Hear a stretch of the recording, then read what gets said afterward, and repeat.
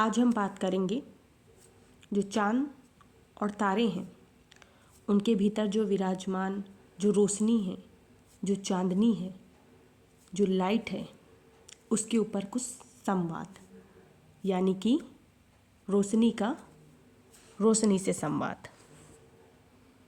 गर्मियों के दिन जैसे कि आप जानते हैं काफ़ी गर्म होते हैं, स्पेशली नॉर्थ इंडिया में, लेकिन रातें ठंड हो जाती हैं। रेगिस्तान वगैरह में जैसे कि लू के झोंके चलते हैं, वही लू दिन में काफ़ी गर्म सी रहती हैं, रेत एकदम गर्म सी रहती हैं, लेकिन जो रातें हैं वो काफ़ी ठंडी होने लगती हैं।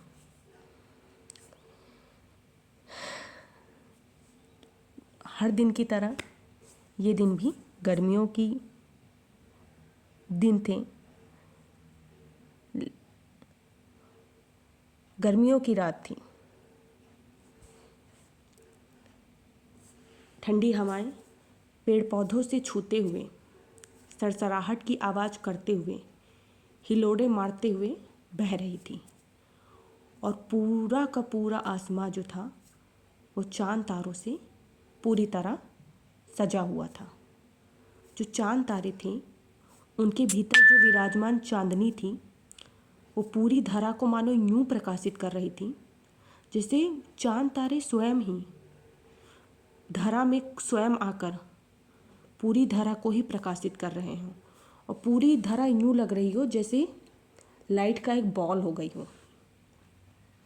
जो चांद तारे थे वो कई बिलियन सालों से साथ आए थे।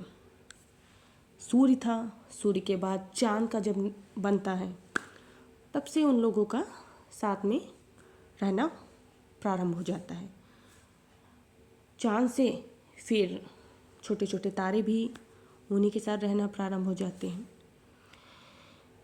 लेकिन इन लोगों में कभी वार्तालाप नहीं होती थी, यानी जो चांद और तारे थे कभी भी वार्तालाप नहीं करते थे।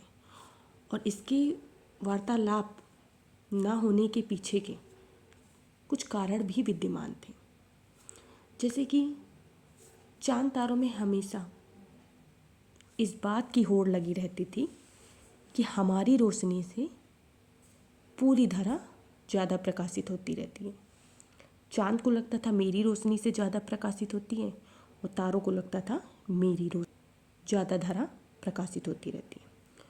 और जो उनके भीतर विराजमान जो चांदनी थी, जो लाइट थी, वो ये सब दृश्य देखती थी, लेकिन वो दोनों कभी भी इस पर टिप्पणी नहीं करती थी, क्योंकि उन्हें लगता था कि ये लोग अभी सुनने के उस स्टेज पे नहीं हैं। इनमें कंपैटिटिव नेचर और होड़ लगने का नेचर विद्यमान है। इन्हें समझाना अभी उचित नहीं है। खैर, उस दिन रात का समय भी था, पूरा का पूरा आसमां था वो चांद तारों से सजा हुआ था और समय भी ठीक था, यानी कि सब शांत था। तो चांद तारों के भीतर जो विराजमान रोशनी है उनको वार्तालाप करने का ये शुभ अवसर लगता है और इस अवसर का फ़ायदा उठाते हुए उन लोगों में वार्तालाप कुछ इस तरह प्रारंभ हो जाती।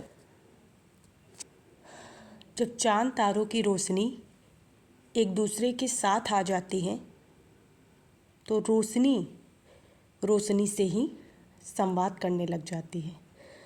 संवाद करते करते ये बात भी सामने निकल कर आ जाती है कि दोनों ही थे कितने शताब्दियों से एक दूसरे के साथ, लेकिन उन्हें कभी भी नहीं हुआ इस बात का आभास कि उन दोनों का, यानी चांद तारों का अकेले का कोई नहीं है वजूद, अपितु दोनों एक ही सिक्के के दो पहलू जरूर।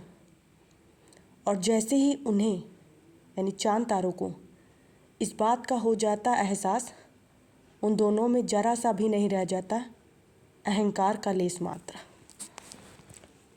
और जैसे ही इन दोनों को, यानी चांद तारों को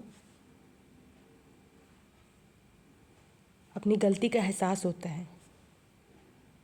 गलती का एहसास कब? जब ये लाइट और लाइट की संवाद यानी कि वार्तालाप सुनते हैं। इनको रियलाइजेशन होता है चांद तारों को कि हमारे भीतर जो विद्यमान रोशनी है वो अलग नहीं है, वो एक ही है, वो एक ही है। दोनों यानी चांद तारे भले ही अलग अलग इंस्ट्रूमेंट हों, यंत्र हों, लेकिन उन दोनों में यानी चांद तारों में एक ही लाइट विद्यमान है। तो उसकी रोशनी से चाहे धारा जितनी प्रकाशित हो, चाहे इसकी रोशनी से, बात एक ही है। जब उनको इस बात का एहसास हो जाता है तो उन दोनों में गहरी मित्रता हो जाती है और अहंकार का भी समापन हो जाता है।